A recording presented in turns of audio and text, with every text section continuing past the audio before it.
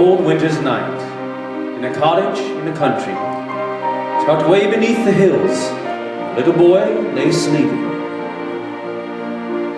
Snow began to fall, lightly at first, then with giant flakes, which started to settle on the ground. At first light of morning, the little boy turned over, yawned, and sat up.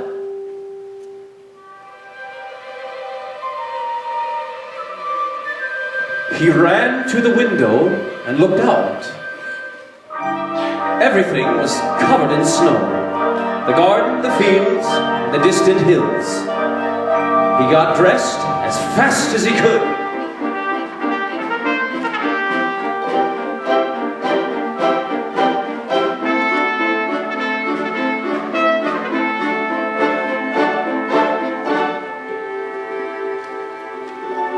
When he was ready, he hurried down the stairs.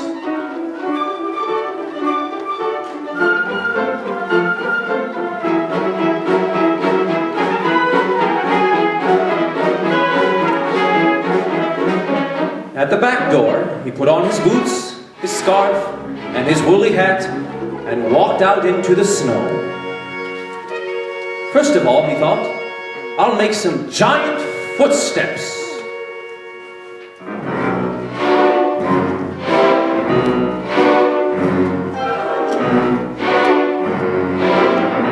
Above him was a branch of a tree. He jumped up and swung on it. The snow from the branch fell all over him. Then he made a snowball and threw it as hard as he possibly could. Straight into the kitchen window. "You do something else," said his mother. Little boy wandered off, wondering what to do. And it was exactly at this moment that he got the idea of building a snowman.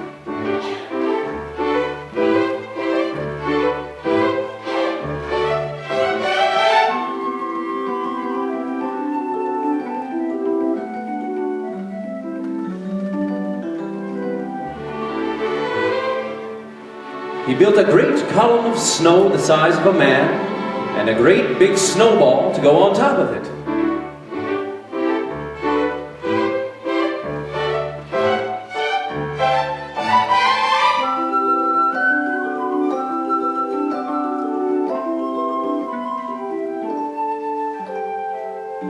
Then he fetched a scarf and a hat, a tangerine for a nose, and 2 cold pieces for the eyes.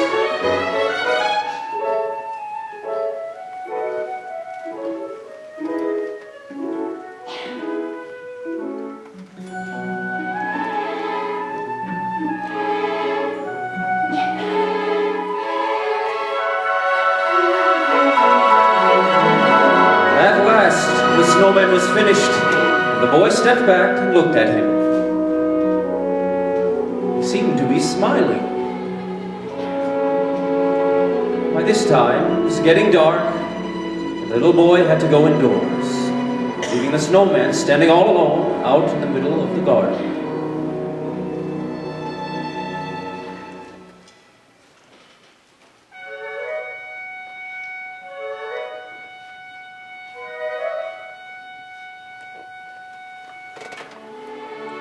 Indoors, the family sat around a nice, warm fire. Very soon, it was time to go to bed. Up the stairs he went, 2 at a time, into the bathroom to clean his teeth. Then hop, step, and jump along the landing to his bedroom.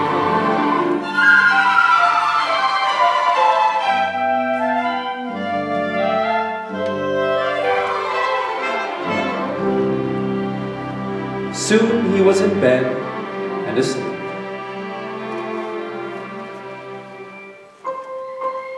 In the middle of the night, he awoke, tiptoed to the window, and peered down at the snowman, shivering.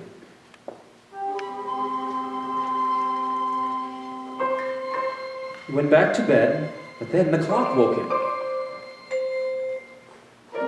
This time he got up and tiptoed down the stairs, feeling rather cold. He looked out at the snowman through the glass panels of the front door. Suddenly, while the boy was looking at him, the snowman moved. Then he actually started to walk towards the boy. He stopped and raised his hat. Then he walked forward again, right up to the boy, and they shook hands. "Come in," said the boy. "I'd love to," said the snowman. Together they tiptoed to the living room. The snowman thought it was wonderful. He looked at the cat sleeping peacefully by the fire and wanted to stroke it. But when the cat saw the snowman, he was terrified and leapt into the air. The snowman jumped backwards and lurched into the Christmas tree, setting all the little bells ringing and the candles shaking and the fairy warbling. And at last it settled down and the boy plugged it in. The tree lit up with every color you could think of. Blues and greens, reds and yellows, gold lights and silver lights. Then the snowman walked from the Christmas tree and sat himself down in a comfortable chair. The boy turned on the television. There was nothing but fuzzy lines and zigzags, and it made the snowman dizzy. When the boy started to realize the snowman was sitting too near the fire, he realized he might melt if he got too hot. So he pulled him out of the chair and hurried him out of the room, to the kitchen, which was cold and dark. The boy reached for the light switch.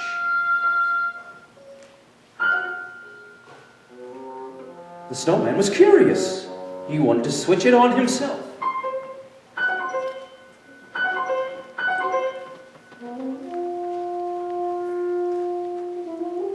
The snowman plodded over to the kitchen sink. The boy climbed up and turned on the cold tap. Then the hot one as well. A big cloud of steam rose up. Steam? It was too hot for the snowman, and he backed away. He saw a cake with a tiny model snowman on it. He picked it up, and he smiled at it.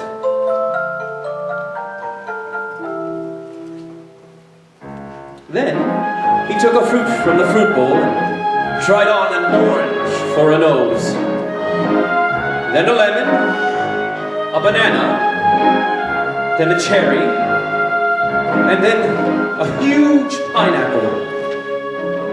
But his own tangerine fit best, so he put it back on. Then he leaned down and opened the fridge, and a waft of cold air came out. The snowman loved it. For him, it was like sunbathing.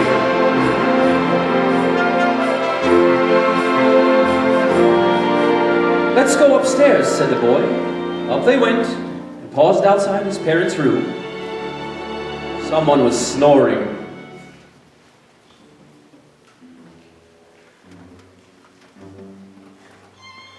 "Be very quiet," said the boy. "Shh. Look, false teeth." The snowman wanted to try them on. He put them on and walked to the mirror to see how they looked. It gave him a terrible fright.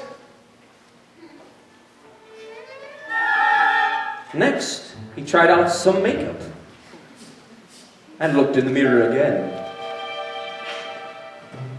He looked into the wardrobe and saw all the clothes hanging there and some hats. He tried one on. Then he tried on some trousers. But the braces caught over his nose.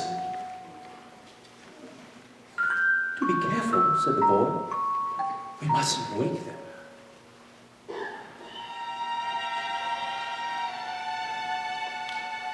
A perfume spray stood on the dressing table. The snowman squirted it.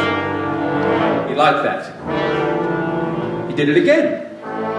Suddenly, the perfume made him want to sneeze. He held his nose. He mustn't sneeze in the bedroom.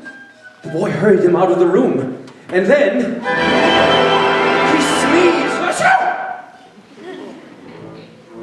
In the boys' playroom was a music box.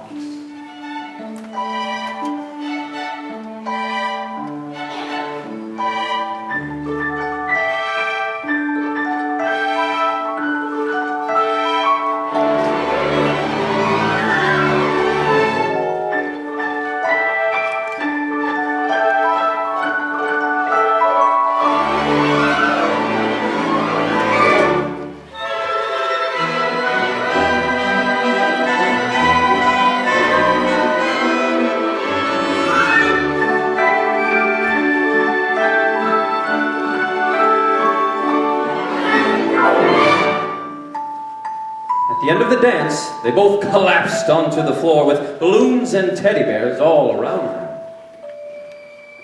"I've got another idea now," said the boy. "Come with me and look out the window." Outside, they could see a strange, dark object.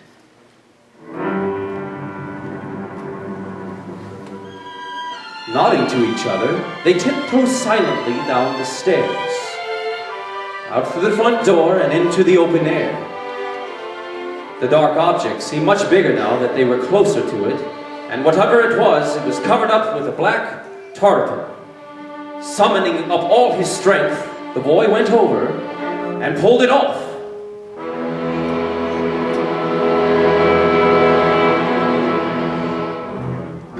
Standing there was a bright, shiny new motorbike.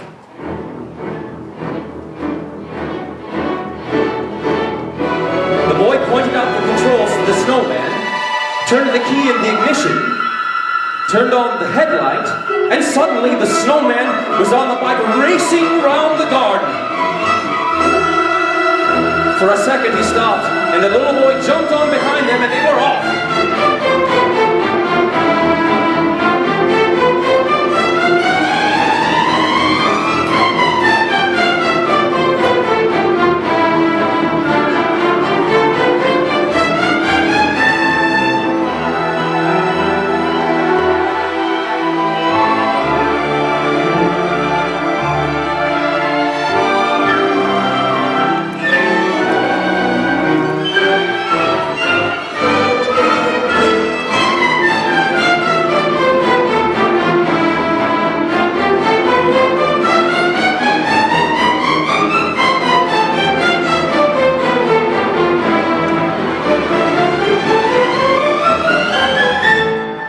When they came back into the garden, the Snowman found his legs had started to melt from the heat of the engine. He was dripping all over the place as if he had just came out of the bathtub.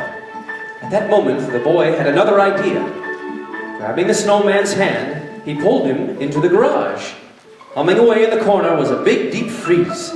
And in a second, the Snowman had jumped into the freezer, and in another second, the dripping had stopped.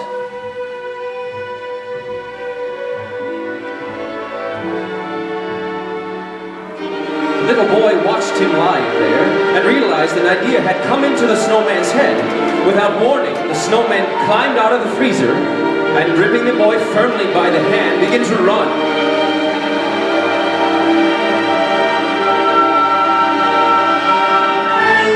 Out of the garage, out into the snow, out across the garden, faster and faster, bounding and jumping, until suddenly the boy realized that they were flying.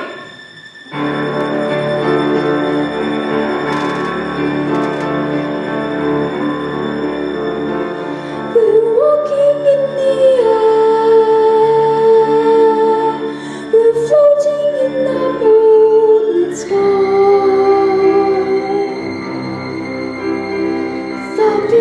Far below, are sleeping as we fly.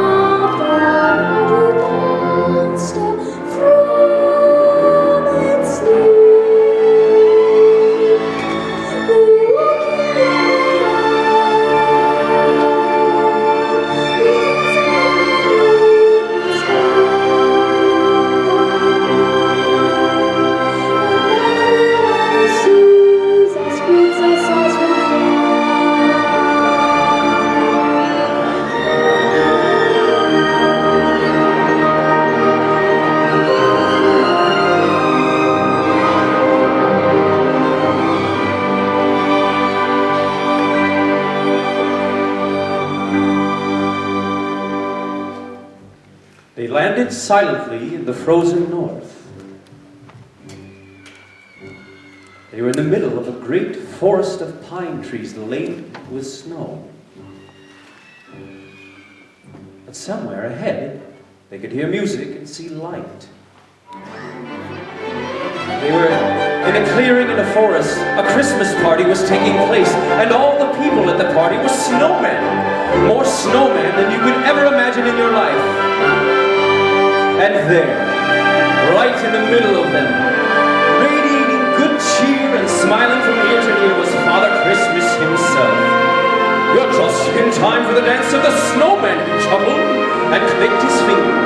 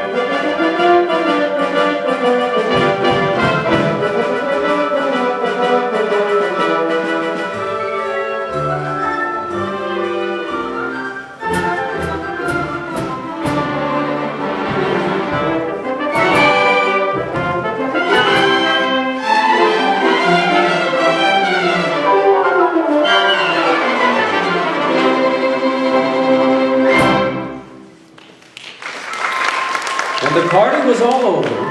Father Christmas led the boy and the snowman to a stable.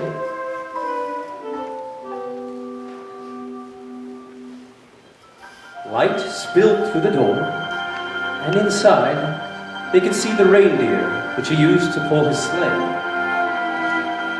Father Christmas gave the boy a lovely blue scarf as a present, and he put it on. It was time for them to go. The snowman gripping the boy's hand, and once again they started to run, faster and faster, bounding and jumping, and they were flying.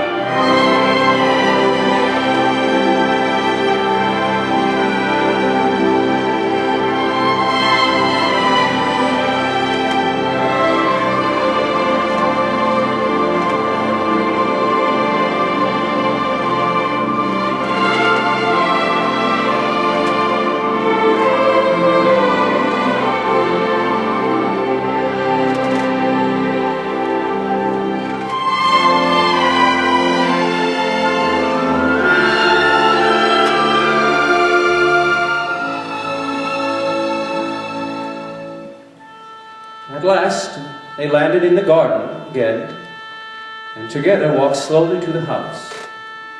The little boy shook hands with the snowman and went to the front door. But the snowman waved, and the boy ran back and gave him a great big hug.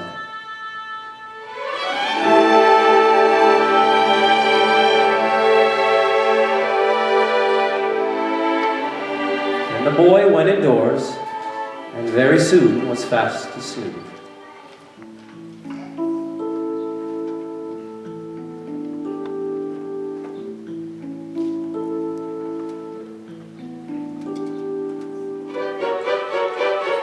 Next morning went, and he woke up, and the room was ablaze with sunlight.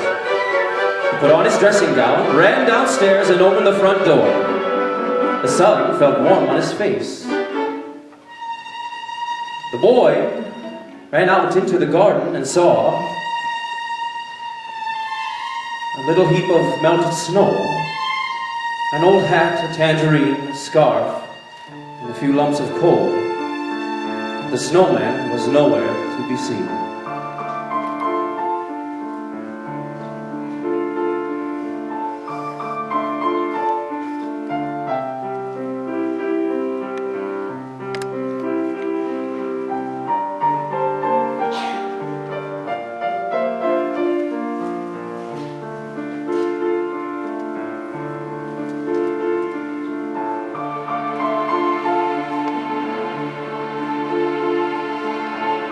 For a moment, he thought that the adventures of the night before had been nothing but a dream. But then, he felt in his pocket, and the scarf that Father Christmas had given him was still there.